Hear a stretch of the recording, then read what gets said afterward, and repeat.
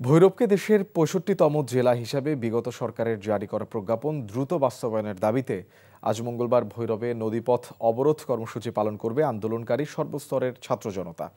সকাল ১০টা থেকে দুপুর ১২টা পর্যন্ত চলবে এই কর্মসূচি।